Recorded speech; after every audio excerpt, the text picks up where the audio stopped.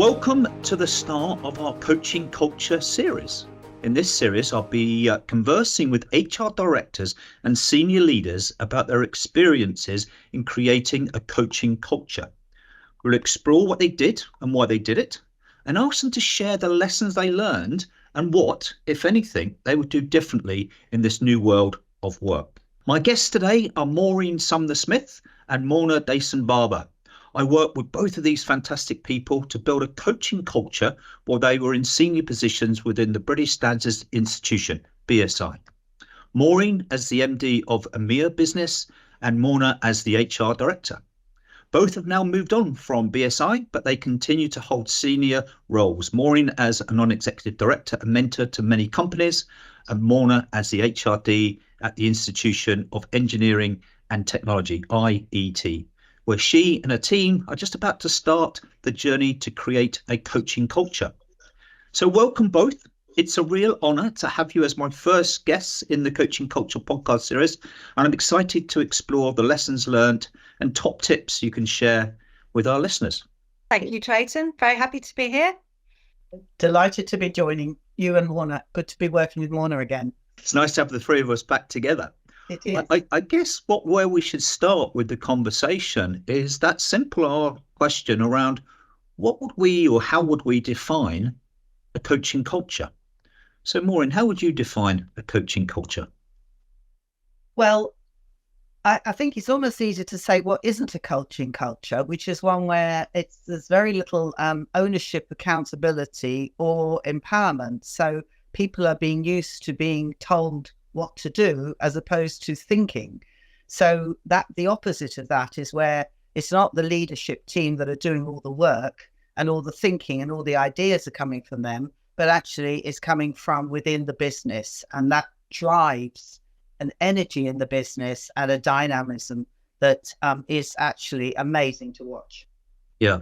So I guess an environment where you've got empowerment, and that empowerment enables people to think for themselves and connect and collaborate in different ways than if a coaching culture wasn't that. Yes, because you've got the benefit now of a team making a decision with different levels of experience and knowledge and everything, as opposed to one or two people making a decision who may be the most senior person, but not necessarily the most qualified on that task. So it's awesome. Great, thank you. And Morna, your thoughts on what is a coaching culture? Well, I think I'd echo all the points really that Maureen's raised, but I think for me it's that an organisation really believes in the value creation of every individual that works as part of that organisation. And so it's one where culturally it's very front of mind around encouraging ideas, creating space for those ideas to flourish.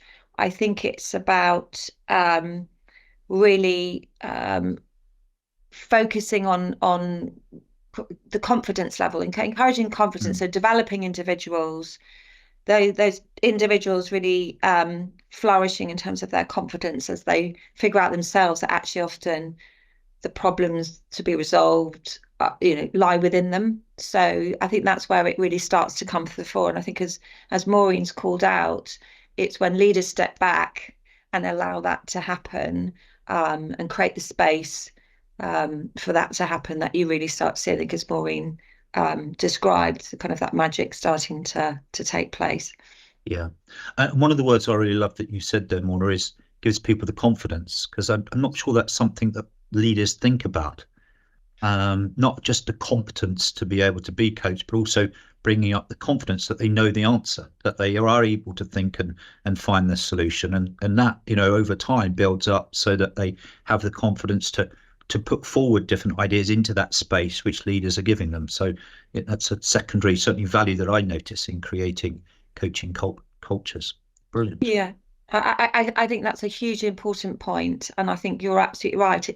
It's to take Maureen's words, magic. That really is the moment where I think. I mean, I've sat in conversations with managers who sort of felt that sort of historic view that they have to know everything. They are the font of all knowledge, and therefore that tends to translate in a tell approach. Whereas when managers and leaders really understand how they can coach and have different conversations, they watch that confidence happen in front of their eyes. And who wants to keep being told what to do? None of us on this call want to constantly be told what to do. We'll have that great experience where you have a go, something successful, you learn from that and you grow from that, and that's really what happens. Yeah, and I think it's giving people the freedom, that space, as we talked about, and the ability to have a different conversation, which in its essence coaching is about having a different conversation where both parties are contributing to that space, so connecting and collaborating in a way that creates innovation and creativity. Yeah, absolutely. Yeah. The way I describe a coaching culture is I like to unpick the two words. So coaching for me is about the art of facilitating the learning, development and performance. And then culture is how we do things around here. So in simple terms, a coaching culture is having a different type of conversation that you mentioned that facilitates the learning, development, performance, not just for the individual, but for the team, the function, the global region, and hopefully for society as well. So thinking in that more macro as well, it's very powerful for me as having a coaching culture. So I can understand why in your old roles and new roles are looking to develop coaching cultures. So more, it leads nicely on to, as the sort of the head of EMEA within BSI at the time, you decided to initiate creating a coaching culture. So I'd love to understand what was behind your thinking and desire to create such an environment. Well, it actually first started when I was MD of the UK business before I became the MD of the EMEA region. But I remember sitting there, I came into this role, my first P&L, big P&L role, and I'd had other P&Ls, but not so large. And I'd sit there in the management meetings and it just seemed like such hard work. I was surrounded by experts, finance, HR, operations, marketing, sales, everyone in their function. And yet they all seem to be looking and waiting for me to solve the issues or to drive the business. And after one of the meetings, I think about 3 months in, Morna said to me, I said to Morna, this seems such hard work. And she said, yes, because they're all waiting for you, for the answers to come from you. And that's when we sort of realized, I suddenly had this view and changed it, that actually it wasn't going to be about me. It's going to be about we as a team solve. So we had some interesting, Morna and I think we did a workshop on this, didn't we, Morna, to try and get people to realize that this is our business. It's not my business. And it's not up to me to solve all the problems. It's up to everybody. And actually the team were really, really open and welcome. But I think they come from previous experience where the boss did come up with the answers. So we changed the culture. And it was interesting because I think it was about 2 years later, I sat there in the same meetings in the same room, and I sat there and I hardly said a word in the whole meeting. The meetings just went, everyone was solving the issues, and we used to get clients to come in to talk about the challenges that they were having with us. And I didn't have to say a word. It just was a dynamic atmosphere, and everyone took ownership. That was the big thing. Everyone took ownership to solving it. It wasn't about Maureen. It was about what's best for the client and what's best for BSI. So everybody was contributing and owning what was contributed, and I guess challenging and debating. And Trayton, that's exactly right. They were challenging each other. So you'd have finance challenging operations, or you'd have operations challenging marketing or sales. So they were going out of their own comfort zones because they felt that the culture was allowing them to give their opinions, because because we start in a function doesn't mean that's the only area we can operate in. We are human beings with lots and lots of brains that can be used widely. So coaching kind of means you can actually allow people to broaden their own expertise, but actually their own opinions and their own, they can ask questions of each other in a safe environment. And it was really awesome to see someone in marketing challenging someone in operations. And in the past it would have been, well, why have you opened your mouth in that context of that challenge? Yeah. And did it you chose to start with the leadership team. Was a conscious decision? And can I understand the rationale behind that? Well, that was where I was starting. So I thought that, it was that the place to start was to actually, so that was the beginning of changing this culture and bringing coaching in, to be honest. But obviously then we had to put in a lot more structure and a lot more formal processes and really institutionalize that. And that's where HR were just brilliant in terms of bringing yourself in, training people. And again, we originally, if you remember, Trayton, it was a leadership team that you trained. It was that team that I'm talking about that you trained, and then gradually we obviously widened that round the business down sort of quite a few levels. And I mean, Morna can talk much more about that, but we really did sort of institutionalize. This is the way we do things round here. It's not what you do, it's how you do it. It is what you do, but obviously how you do it is as important. And we embedded that through the whole performance review process within the company. It was a real what and how. And that was a big change because people behavior could be shocking, but they were getting promoted because of the results. And that was a big aha moment, I think, for everybody, that actually it is what and how. Because that's how you're going to be more successful. Yeah. So, Morna, you were obviously part of that team and part of that journey. And I guess listening to Maureen, you identified, or Maureen came to you with that challenge. So, from an HR perspective, I'm interested to understand the approach you took and how you worked with Maureen and the team to develop it and to widen the impact that it was having. Yes, and Maureen's right. She was working too hard. And actually, I reflected a bit on just what Maureen has just said. I think one of the game changers, and this is a skill. I mean, some people are naturally better able to coach than others, but there is skill development in here. And one of them is really learning to be much more attentive. So paying attention to what's going on. And so actually we move from a team that people rocked up as individuals essentially and imparted whatever information and departed, to a team that's much more aware, consciously aware, both in what was being said and what wasn't being said. And that's how you can create that mechanism for the sort of challenge that Maureen talked about. So, and I reflect that back, as you say, having been an integral member of that same team and kind of the shift that happened.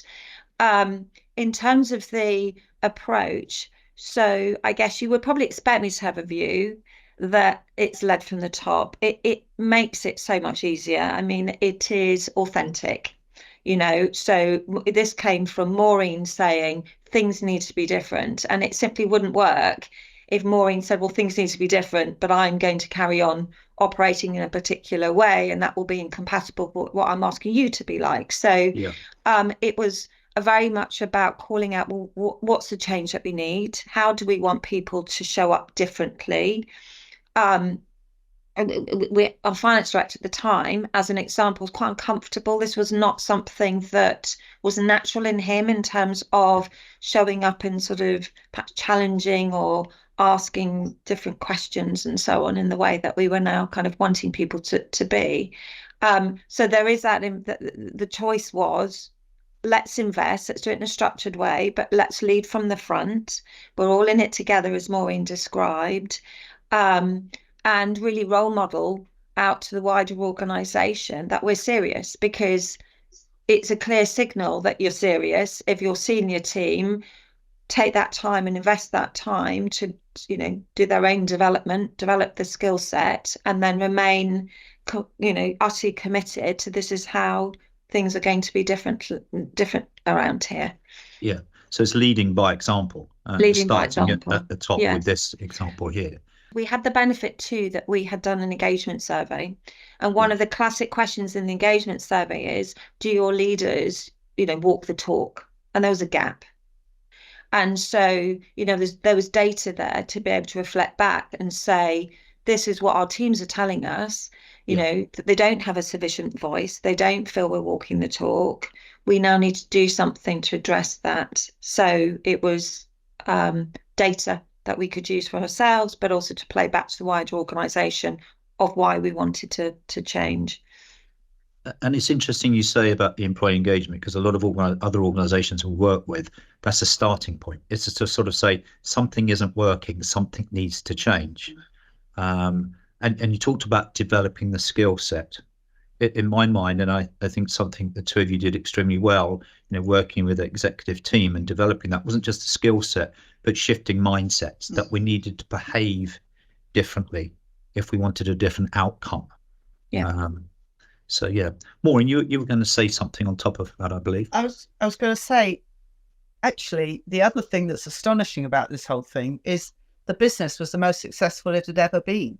I mean, we just, as we used to call it, we just blew the doors off the budgets. We were just growing, and this was not without anything else happening externally in the market yet. There was some changes with the standard, which gave us opportunities, but this was actually just the same business that had been running the same way. As I called it, was a leaky bucket at that point, because we were gaining clients and losing clients at the same time, and we had to sort of stop that. And the business was just astonishing. We had one year, Morna, I was remembering this, where I'd actually been on one of BSI's leadership courses, and the guy talked about the 6-foot wall. And we were doing very well in the UK at that time, and the rest of the business wasn't doing so well. And I came back from one of our budget meetings, I think in the first 2-3 months of the year, and I said, we have got to just overperform this year in order to make the whole business be successful. We really have to. We had all the conditions in place. This was probably year 2, I think, Morna, of us doing this. And the 6-foot wall was, you say, okay, so what more can we overachieve? So we had big whiteboards in our boardroom, and we kind of went, okay, let's say, I'm going to make up the numbers, but let's say our budget was 100. Can we get to 110? And then can we get to 150? Can we get to 200? Can we get to this? So we kind of went through this, and we set ourselves as probably about, let's say, 150. And then we started going through all the ideas of what we could get to get to 150. And we were soon getting at 300 because of the ideas that started flowing of what we could do differently in order to blow the doors off on the P&L. And you know what? We did it. It was just extraordinary, because we actually then went about, and this was, again, me sitting there just facilitating the team happening. And they then went away and did it in their own teams as well. They did the same process of what more, what else could we do? What else could we do? Real sort of open coaching questions. And nobody, as we went to that room, had the idea how we were going to do this, as in the other meeting. So that was a classic example of coaching, really. It was, here's an idea, what more can we do?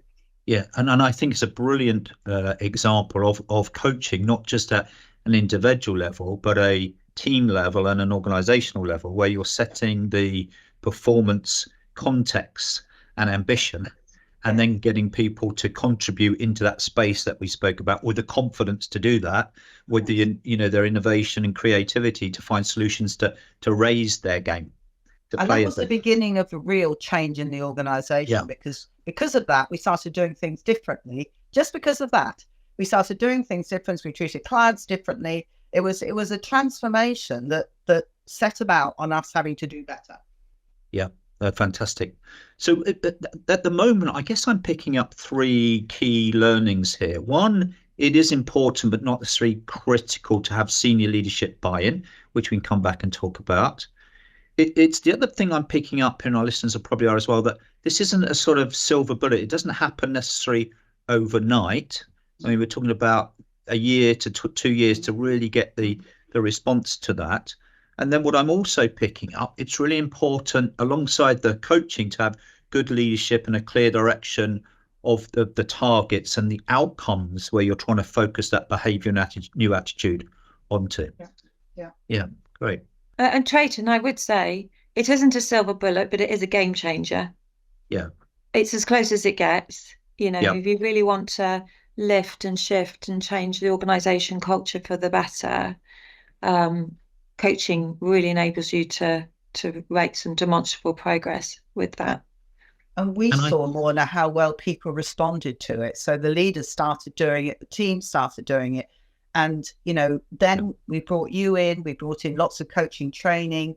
And now I know within BSI, even though I've left a few years, there are loads of internal coaches that just didn't exist in the past, but there are hundreds of people that are now doing that for the organisation themselves who, will keep that dynamism going. And they probably need refreshing skills and stuff, as we all do. But, really it is now and embedded. This is the way we do things around here. And it brings out the best. I mean, instead of it being all in the head of one person, it's about the organisation operating in a dynamic way. And I think if we just, that was a couple of years back when we did this work, and the world of work is certainly pre-COVID, the world of work has changed. And my view, and some listeners may not agree with this, I hope most do, but there needs to be a different approach. We need to shift away from that command and control to a more connected and collaborative way of working, which in simple terms is a coaching culture, about creating that space and that confidence and that different mindset to come together and collaborate effectively. So Morna, I'm curious with that sort of initial phase, what were the next phases or actions that you and the HR team working with Maureen and the exec team took to really scale this up and get the results that Maureen's talking about?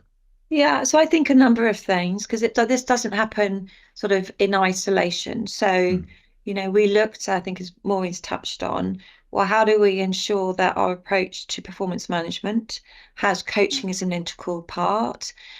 We looked at defining what do we mean in terms of, if you like, from a leadership charter, what are the expectations on leaders, and calling out, and this means in terms of how you coach and lead your teams. We looked at reward mechanisms. So again, it's absolutely true what Maureen says. We brought an equal balance on the what and the how. And frankly, if you're a manager, that affected what level of bonus you got or didn't. So we were voracious really in calling out role models and individuals, and I think we probably had a terminology for them. I can't remember what it is now, but you were known if you were somebody who were living the values of the organization and showing the behaviors that we were wanting, and and that meant that you were a great coach. So there was clearly the direct interventions we've talked about. So there's a cascade approach where we ran a program, as you know, Trayton, which was designed at different levels. So we had, and I was fortunate to be enabled to do my ILM level 7 with you, because I just saw what a change it made. And actually, to me personally, how I sort of learned and developed, I wanted to keep going. And so we had individuals, if you like, to start that process of in-house expertise within the HR team, going through their level 7 and level 5, and then the program again for managers so that there was structure. So it's making sure that all of the inherent HR processes are aligned. And that some of the kind of direct upskilling, equipping from specific skills, that the training is there too. And Morna, do you remember the other thing, which was the most powerful thing we did within the UK, but also then when we were wider looking at EMEA, was we peer review. We had the talent mapping. So we'd look at who were regarded as, in the quadrant type process of talent and succession planning. And you look at people who were regarded by their boss as being a high performer, and they'd be up in that sort of super box. And then other people would say, but actually, this is the impact they've had on other people because of the way they do things. So the what was fantastic, the how wasn't. And there was some real tough conversations as a leadership team when someone's star is being criticized because of how they're treating other people, and it's not the right behavior and stuff like that. So that was the first time we had that, was very emotional and tough. But then again, that just became, and it was sort of, people would go into the room. I remember our German MD, and actually asked for feedback before they expressed what they said about this person. So they were saying, what's the impact across the region? This is where I think the person is, but it wasn't I'm not going to die in a ditch because you're moving them away from where I think they should be. It was absolutely recognizing that. So that how really became the way we do things, because it was calibrated right through to talent, succession planning, and your reward and your performance ratings. Yeah. So what I'm hearing here, it wasn't just about developing skills at those different levels. And you're right, Morna, thank you for reminding me. We put in different sort of skills levels that were required for different roles within the team and the sort of functions. But it's also integrating it across systems and the architecture around how you did business, and creating that, supporting and facilitating that appropriate behaviour appropriately. Yeah, completely. Nice. Yeah. What are some of the key lessons, things that you know that we did that you thought, oh, maybe we could have done this a bit differently, or now in hindsight you'd think about doing something new or in a different way? What would some of those things be? I think a key lesson from my perspective is it does take time. Yeah. Like anything worthwhile, it takes time. I don't think that means I'd do anything differently as a result, other than recognize it does take time. And, you know, if I was to describe kind of the transformation journey, so to speak, you're right. It was 2 to 3 years. It you know, and that's what you would need to expect. This isn't a quick fix. But culture takes time to change, but that doesn't mean that you are waiting 3 years to see the results. It's just, you know, if you're going to do it, you need to know it's going to take a bit of time and be prepared for that. Yeah. And I think be prepared in the sense of be prepared for the longer term and putting resources and effort and creating it, the sustainability of it. Yes. Yes. My experience of working with other clients is that they just see the coaching as part of a skills intervention, or actually when I talk to clients, it's about seeing coaching as a strategic intervention, because it's going to change the culture.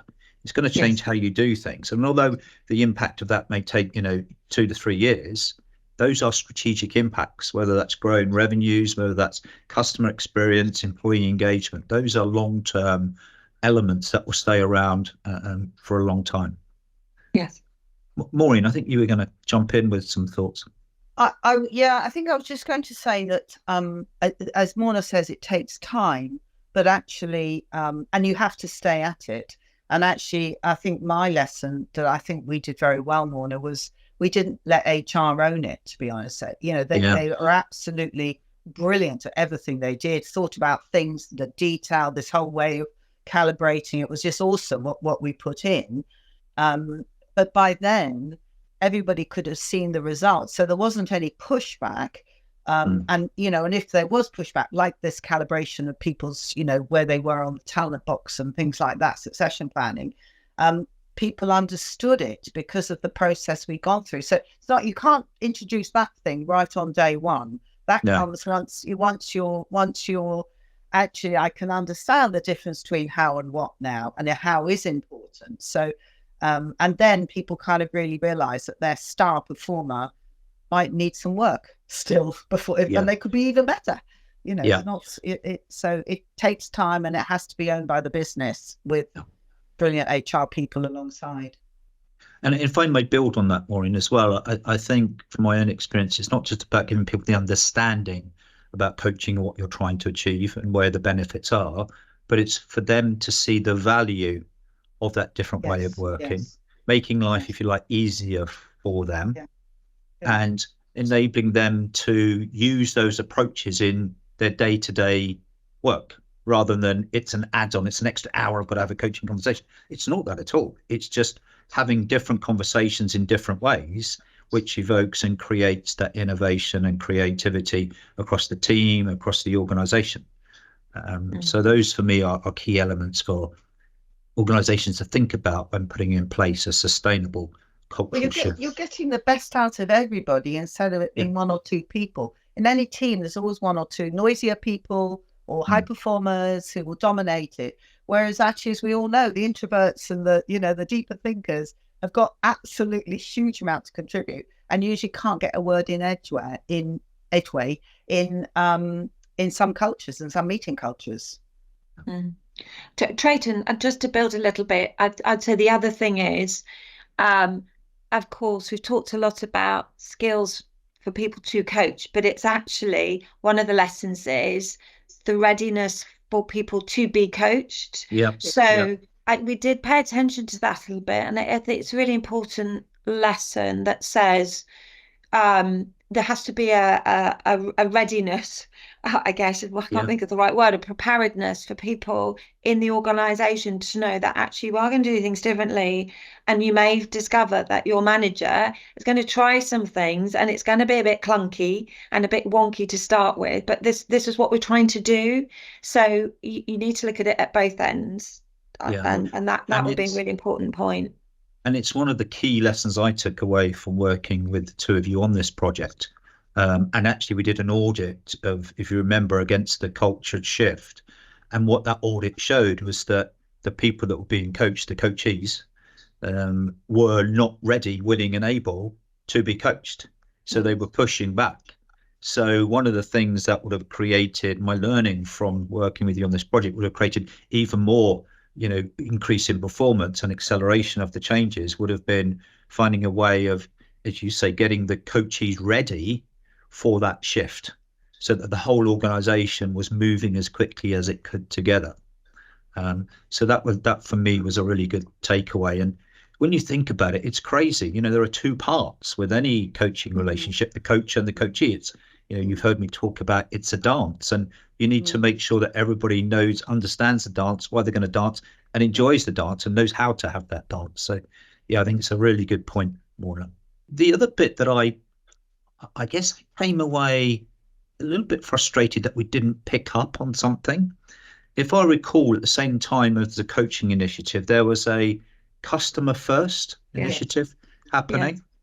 And I use this phrase, it's not who's getting coached, but what's getting coached. And I guess when we went through, together, that those two couldn't have been combined to say, okay, how do we have these types of conversations with our customers as well as our colleagues? I think that sort of merged over, but to make that more of a deliberate approach to say, how do we coach customers? And how do we coach colleagues? And is there a difference and a similarity to help accelerate the collaboration that we can have with our customers and even our suppliers to create, more creative and innovative approaches that we provide? Well, we kind of did that to a large extent. The way we created the Client First program was not one or two people sitting in a room designing it. I made a call out in the town hall and said, we're going to create this Client First initiative. We need some people from around the business. And much to my astonishment, we had within 24 hours, 60 people in all walks of life who said they wanted to get involved, which made a challenge for the marketing director to try and convene them all. But and some of them dropped out. But we had a really broad voice across people who then wanted to create what this program was going to be. And we actually also worked with clients doing that as well, and ended up having our client voices into our town hall every year, coming and talking to us. So we kind of did that, and the clients were given carte blanche to come and tell us, where we could do better. There was no prescription. It was, we want to hear from you. We had them come into the executive meetings every month as well, which scared the bejeebies out of some of my teams, because it was, quite often there was a few challenges, but they were astonished. And in fact, I remember having a complaint and then asking the client to come into the exec meeting and talk about it. And actually, he later joined us as a company, this individual, because he was so impressed with how, and so many people say, why don't we do this in our business? This is such a good, so that all comes from the coaching and the ideas. You widen it by starting something, asking people, and you get into astonishing areas that you would never have thought about. And that all came from not just one voice telling everyone what to do. It came from asking everybody around the business. These 60 people around the country contributed to this. So you open things that are magic afterwards. That's what I can say. Well, I think that magic comes from giving people the space to contribute to it. Yes. and to And be thought that they're being listened to. yeah. And it's amazing. I mean, it's like common sense. It's not commonly applied, and it just seems so obvious that we create space for people to contribute. And I think most leaders think they do, but actually, because the default is a much more of a directive approach, they don't.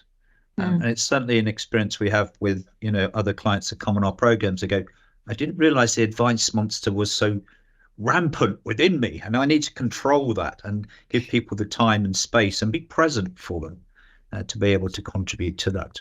So we've talked about the commercial benefits that, Maureen, that you saw going up, that sort of wall and going, using the numbers 100 to whatever that was.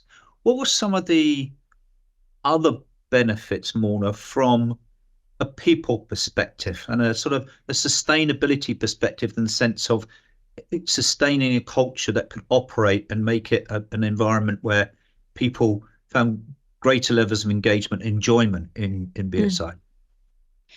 Well, I think you said it at the beginning. I mean, this is kind of common sense, because this is how people really want to be led and managed. I mean, as I said before, no one really wants to have all the ideas sucked out of them, just told this is what you have to do and this is how you have to do it. That whole advice monster, however well-intentioned, that is the reality. It kind of completely disempowers people.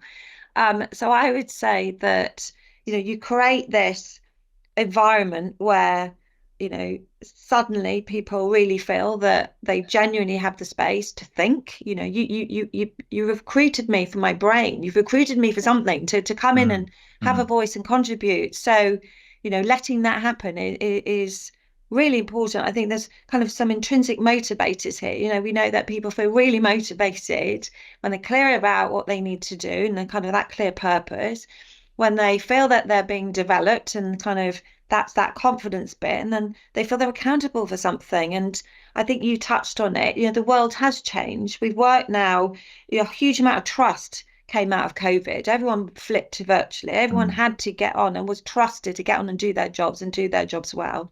And the vast majority of people, that's exactly what they did. And so we need to learn from that, and we need to know that actually letting go, stepping back, giving people that space, that's how people want to work. And I know we often reference different generations, and Generation Z will say, I want authentic leadership, please. But